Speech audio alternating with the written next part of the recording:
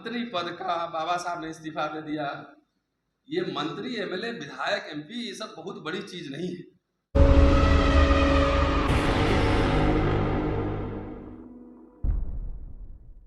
जंतर मंतर पर और आज जिस तेवर से बोलकर आ रहा हूं, उस तेवर में तो यहां नहीं बोलूंगा, क्योंकि वैचारिक सभा है। और एक कारण और है कि मीटिंग से भागा, सीधे यहाँ आया, लंच भी नहीं कर पाया। ये मेरा कमिटमेंट था कि प्रोग्राम में जाना है। तो वैचारिक सभा जो है विचारों पे होना चाहिए, नारेबाजी कम होना चाहिए। दोस्तों, पार्टी बनाना बहुत आसान है। एक दो वकील साहब लाइए, पार्टी बन जाएगी। पार्टी चलाना एक मुश्किल काम है, और पार्टी चलाने के लिए एक संगठित, समर्पित, ईमानदार कार्यकर्ता, मजबूत संगठन और संसाधन की जरूरत होती है। क्या सब लोग विधायक, एमपी बन सकता है? नहीं बन सकता। हमारे समाज की विडंबना यह है कि सभा में जितने लोग होते हैं 99% चाहते हैं कि हम विधायक और सांसद बन जाए। इसी चक्कर में मारामारी हो गई। तो इस बात पर गंभीरता से सोचने की जरूरत है। तरह तरह के काम होते हैं। मेरा काम लिखना, पढ़ना, बोलना है। जरूरत पड़ेगी तो चुनाव भी लड़ा जाएगा, लेकिन इसके लिए हड़बड़ी नहीं है। जरूरत पड़ी तो। दोस्तों, अभी मैडम ने अच्छी बातें इशारा की साहू जी महाराज के ऊपर, अंबेडकर साहब के ऊपर, कि क्या आपको लगता है कि नेता सिर्फ चुनाव में बनते हैं या चुनाव में बनते हैं? मेरी असहमति। अब 2020 जो क्रिकेट खेलने जाता है तो उसके पहले बहुत सारा मैच और ट्रेनिंग लेके तब वहां पहुंचता है। लीडर्स विश्वविद्यालयों में बनते हैं, यूनिवर्सिटीज में बनते हैं। और ये बात मैं नहीं कह रहा हूं, बाबा साहब के ही भाषण से आपको सुना। वहां पे भावी पीढ़ी का निर्माण होता है। लेकिन हमारे एजेंडे से, मैं कह रहा हूं, हमारे एजेंडे से पूरा अमूमन शिक्षा, स्कूल, कॉलेज, यूनिवर्सिटी, उसमें बढ़ते दमन, उसमें बढ़ते अत्याचार, कहीं विमर्श में नहीं है। अभी कुछ दिन पहले 7-8 जुलाई को, कहाँ गए इंजीनियर साहब? हाँ, बैठे हैं। IIT का एक छात्र जो है सुसाइड कर लिया। उनकी डेलीगेशन गई थी अभी मिलने। दर्शन सोलंकी सुसाइड कर लिया। कुछ टीचर्स, हमारे जैसे टीचर्स जो लगातार इनसे मुकाबला कर रहे हैं वैचारिक। मैं सरकार का गुलाम नहीं होता, टीचर सरकार का गुलाम नहीं होता, उसकी बौद्धिक आजादी होती। हमारे जैसे टीचर को तरह तरह से तंग किया जा रहा है। कुछ नहीं जीता तो घर के सामने कूड़ा रखवा दो, छुट्टी रोक दो, प्रमोशन रोक दो, महिला केस में फंसा दो। सारा मेरे साथ चल रहा है। उसी मीटिंग से अभी आ रहा हूं, और मैंने चुनौती स्वीकार की है। किसी केस में फंसा नहीं, मुझे रोका जा रहा है। हमने धुआं धुआं हो जाएगा, है ना। ये वैचारिक लड़ाई है। वैचारिक धुआं इतना फैलाऊंगा ना, जो किताब की जो चर्चा आपने की, उस किताब का नाम है धर्मांतरण। तो धुआं हम किताब से निकालेंगे ना, विचारों से निकालेंगे, डरेंगे नहीं।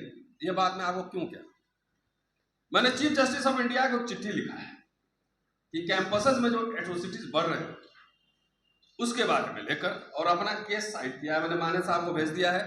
और जो सांसद महोदय यहाँ आए होंगे, सड़क पे तो हम लड़ ही लेंगे, बाकी मंचों पे लड़ लेंगे।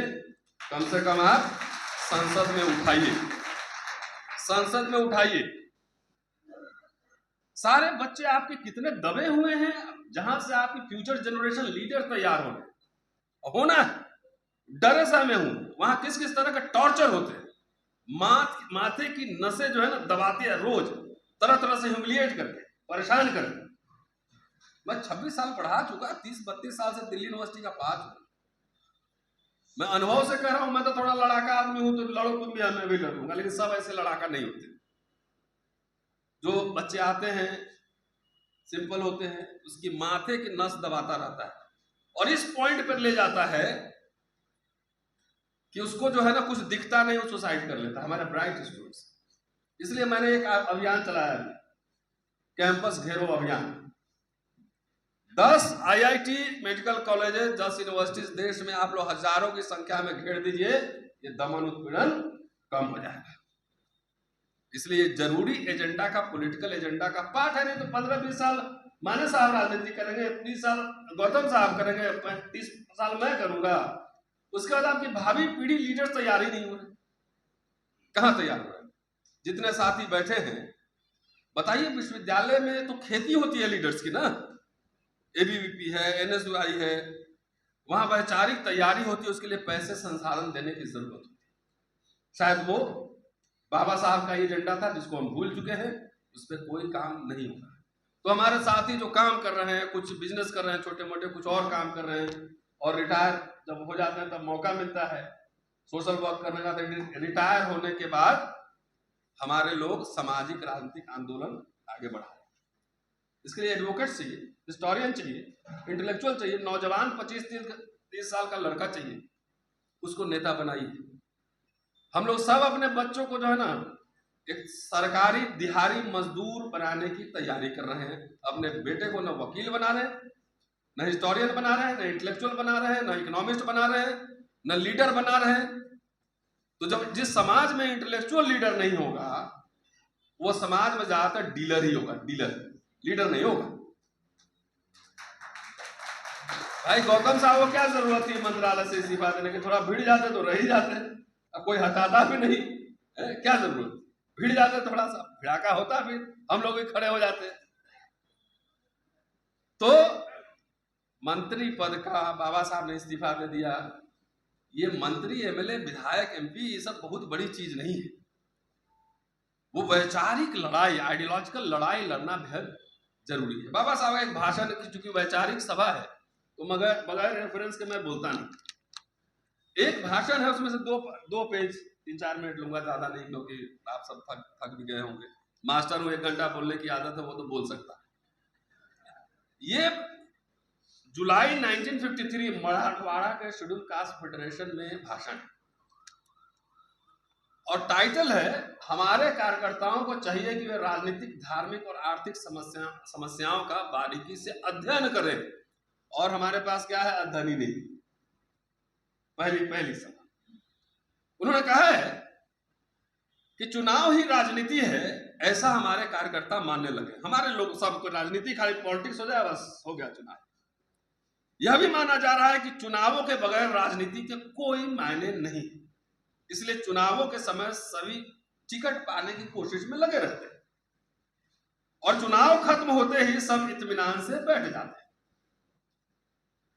लेकिन राजनीति कुल समाज जीवन का एक छोटा सा अंग है। राजनीति यानी सब कुछ नहीं होता। चुनावी राजनीति मतलब सब कुछ नहीं, इट इज नॉट एवरीथिंग। सच पूछो तो यह सामाजिक जीवन का छोटा सा अंग है। तो राजनीति बचा हुआ अनाज है। समाज की उन्नति केवल राजनीति से नहीं होती, समाज की उन्नति के कई कारण होते हैं। सामाजिक आर्थिक मसले कम महत्वपूर्ण नहीं होते। समाज की सर्वांगीण प्रगति के लिए इन सभी बातों को एक समान ध्यान देना जरूरी है। यह बात कार्यकर्ताओं को समझनी चाहिए।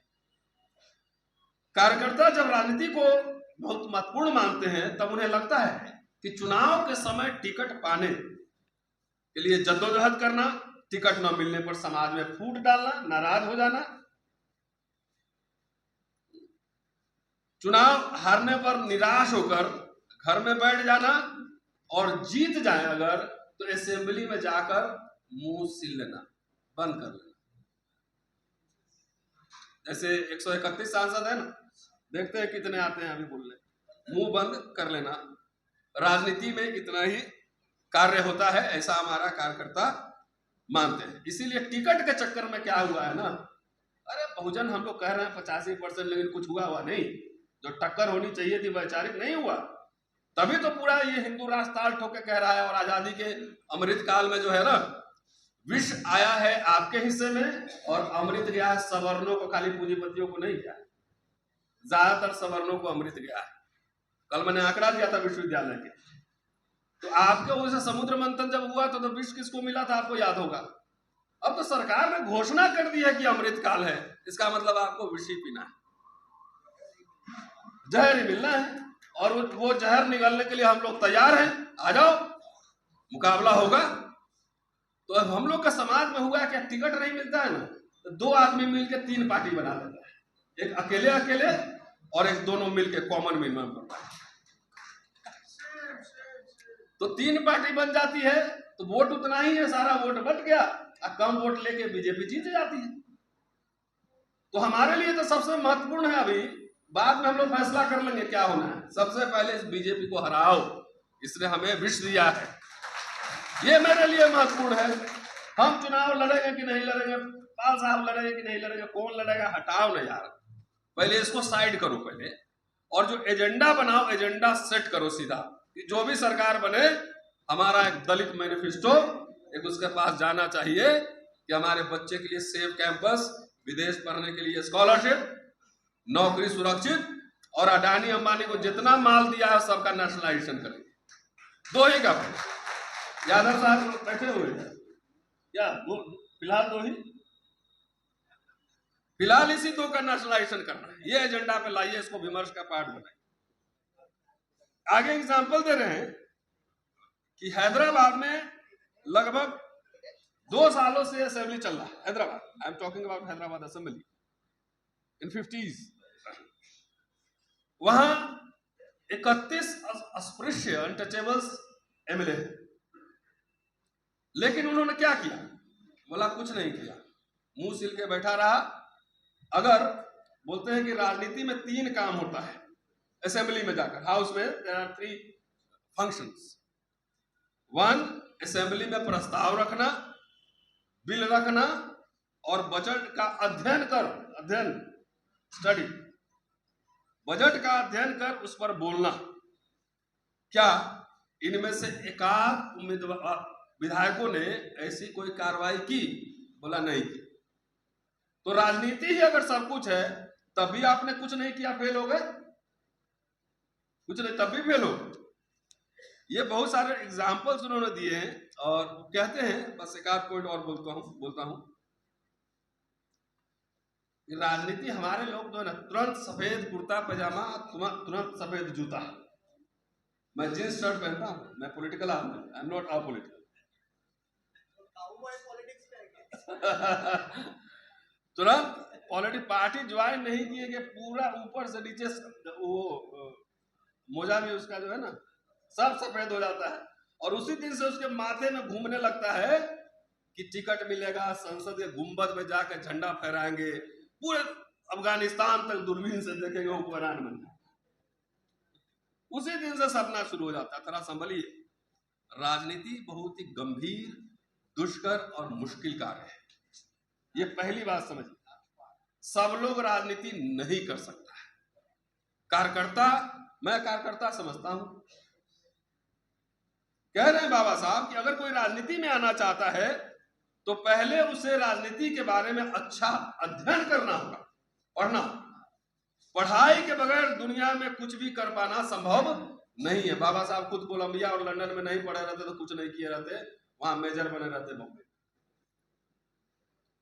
हमारे समाज के हर एक कार्यकर्ता को राजनीतिक, धार्मिक और आर्थिक समस्याओं का बारीकी से अध्ययन करना चाहिए। जो नेता बनना चाहते हैं उन्हें नेता के कर्तव्य, काम, नेता की जिम्मेदारियों का ध्यान रखना आना चाहिए, क्योंकि हमारे समाज के नेताओं पर बहुत बड़ी जिम्मेदारियां हैं। अन्य समाज के नेताओं जैसी हमारी हालत नहीं। वो सभाओं में जाते हैं, माला पहनते हैं, भाषण देते हैं, ताली बजवाते हैं, आ जाते हैं। Politics for us is responsibility, it's not privilege. हमारे जाते हैं क्या, एकदम स्कॉर्पियो में बैठ के हवाई जहाज में बैठेंगे, कभी कनॉट प्लेस ठीक से घूमा नहीं, आता है वहां air hostess, hello sir how are you, यहाँ ये भी मिल जाएगी, हेलो सर। 4 साल तो खाली कनॉट प्लेस के बिल्डिंग देखने में लगा देता है, बोलेगा क्या, उसको लगता है राजा बन गए। बोलना तो हमारे जैसे लोगों की जिम्मेदारी है। बिल्डिंग घूम घूम के देखता है, कोई ले गया 5 स्टार होटल में, कॉफी पिलाया, खाना खिलाया, मस्त है, बोला यही तो स्वर्ग जन्नत। बोलने की क्या जरूरत, नहीं तो अगले चुनाव में नेता काट देगा टिकट। अरे वैसे टिकट आए जाए नहीं है कोई बात नहीं, बोलते रहो, कोई ना कोई तो नेता बनेगा। जिसका समाज जिंदा रहता है ना, नेता अपने आप टाइट हो जाता है। हम लोग नेता से व्यक्तिगत काम के लिए नहीं जाते हैं, सामूहिक काम एजेंडा के लिए जाते हैं। तो नेता पे दबाव बनाना जरूरी है। एक पॉइंट और बोलता हूं, उसके बाद खत्म करता हूं। आखिरी पॉइंट जो इंपॉर्टेंट है, कह रहे हैं कि आपको लगता है नेता बनना बहुत आसान है, लेकिन मेरी मानो तो नेता बनना बहुत कठिन काम है। खुद मुझे नेता होना बहुत मुश्किल काम लगता है। मेरा नेता होना दूसरों की तरह नहीं है। जब मैंने आंदोलन छेड़ा तब किसी भी तरह का संगठन नहीं था, खुद मुझे ही सभी काम करने पड़ते थे। संगठन करना था तो मुझे ही, अखबार शुरू करना था तो मुझे ही, इसलिए मूक नायक, बहिष्कृत भारत, जनता आदि अखबार मुझे चलाने पड़े। प्रेस चलानी थी तो खुद मुझे प्रेस की सारी तैयारी करनी पड़ी। संक्षेप में मुझे हर बात का शून्य से निर्माण करना पड़ा, जीरो से। जो हुआ वह सब परिपूर्ण है ऐसा नहीं कहता मैं। मेरा कहना तो यह है कि जो हुआ उसका शतांश भी नहीं, और अधिक काम करने की जरूरत है। और यह एक वृक्ष हमने लगाया है जिसको सींचने की जरूरत, वृक्ष लगाया जिसको सींचने की जरूरत। हमारे ना प्रेस है, बड़े बड़े पार्टी अभी तो को मैं कह रहा हूं, बड़े बड़े लीडर्स को ना प्रेस है। यूट्यूब वाला आ रहा है, इस लोग को बेचारा कुछ पैसा वैसा दे दीजिएगा, खाना भी खिला दीजिएगा, ये सब जरूरत, ये मेनस्ट्रीम मीडिया नहीं ना प्रेस है, न्यूज़पेपर है, इंटेलेक्चुअल काम नहीं है, स्कूल नहीं है, कॉलेज नहीं है, यूनिवर्सिटी नहीं है, पैसे कमा के पता नहीं कहां कहां छुपाए हुए ईटीसीबीआई के डर से चुप बैठा हुआ है। तो क्या कीजिएगा, कैसे नेता बनेगा? तब तो लीडर नहीं डीलर ही मिलेगा आपको पैकेज। तो चलते चलते आखिरी बात, लोगों में जागरूकता पैदा करना, उनका संगठन खड़ा करना बेहद महत्वपूर्ण काम है। हर नेता को यह काम करना होगा। आजकल फेसबुक ट्विटर पे चल जाता है कैरम बोर्ड की तरफ, आंदोलन कहां कर रहा है? सड़क पे कौन नेता लड़ रहा है? कौन संसद घेर रहा है? कौन विधानसभा घेर रहा है? कुछ नहीं, खाली सब गुलाम समझ लिया है। इस जात का इतना वोट है, खड़ा कर दो, बार्गेनिंग करो, सेटिंग करो, 4 सीट लो, उसमें से एक को मंत्री बना लो, बेटा को, फूफा को, दामाद को, जितने रिश्तेदार है उसको आसपास घुमा लो। उसका जात का लोग गुलाम तो है ही। जब तक गुलाम रहे वो तो ऐसा ही नेता आपको डिजर्व करना पड़ेगा। फिर बाबा साहब जैसा नेता आपको कहां से मिलेगा? अगर वो बिके होते तो पता नहीं दुनिया में कितना प्रॉपर्टी खरीद ली, क्या नहीं मिला होता। तो ये हमारे कार्यकर्ताओं में बहुत धैर्य होना जरूरी है, पेशेंस। जिसमें धैर्य नहीं होता वो नेता नहीं बन सकता। जो आदमी मरने के लिए तैयार है वो कभी नहीं मरता, और जो मरने से डरता है वो पहले से ही मरा हुआ होता है। इस देश के हिंदू, नोट कीजिएगा, कम से कम मैं तो ये कहता हूं कि जवाहरलाल नेहरू और तमाम उस समय के कैबिनेट यूरोप से पढ़े हुए थे, थोड़ा डेमोक्रेसी, लिबरल वैल्यूज में विश्वास करते थे, एक अच्छा संविधान बनवाया, लागू करवाया, बहुत सारे प्रोविजंस की, सब कुछ नदी नहीं बह रही थी कि आप डुबकी लगा रहे थे, लेकिन थोड़ा बहुत हुआ। पब्लिक सेक्टर बने, यूनिवर्सिटी, कॉलेज, स्कूल बने, Jawahar Navodaya school, central school बने, जिसमें हम लोग को थोड़ा सा काम करने का, पढ़ने लिखने का मौका मिला। ये सरकार सबको बेच रही है, कह रही अमृतकाल है, तो सही तो कह रही, बेच देगी। आपके पास नौकरी करने वाले लोग नहीं होंगे तो माने साहब को चंदा कौन देगा? मिडिल क्लास ही तो देगा, तो नहीं मिलेगा। इस देश के हिंदू हमें बहुत तकलीफ देंगे, हमारी राह में कई रोड़े पैदा करेंगे, लेकिन जो भी हो, हमने जो राह अपनाई है, जिसे हम इंसानियत कहते हैं, उसे पाने की कोशिश हमें नहीं छोड़नी चाहिए। इसलिए हमारे हर कार्यकर्ता का धैर्यवान होना जरूरी है। हमें ध्यान में रखना होगा कि सम्मानजनक व्यवहार करना हमारा परम कर्तव्य है। कठिन परिश्रम करने की जरूरत नहीं है। मैं किसी व्यक्ति से प्यार नहीं करता, मैं काम से प्यार करता हूं। बाबा साहब की राइटिंग, मैं काम से प्यार करता हूं। और कह रहे हैं कि संगठन आपसी मतभेद बुलाइए, लिखा हुआ है, मैं नहीं कह रहा हूं। 2 आदमी मिलकर 3 पार्टी नहीं बनाइए, नहीं तो अमृत का जो है ना पूरा जहर ही मिलने वाला है, हम लोग तो लड़ भिड़ के निकल लेंगे।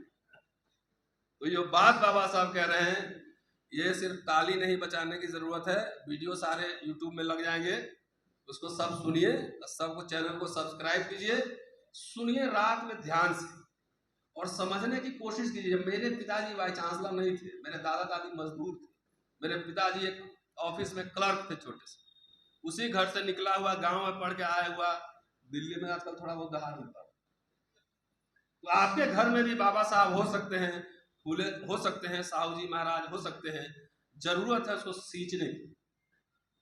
सिर्फ बाबू बनाइएगा तो फिर बाबा साहब नहीं मिलेंगे। धन्यवाद, शुक्रिया।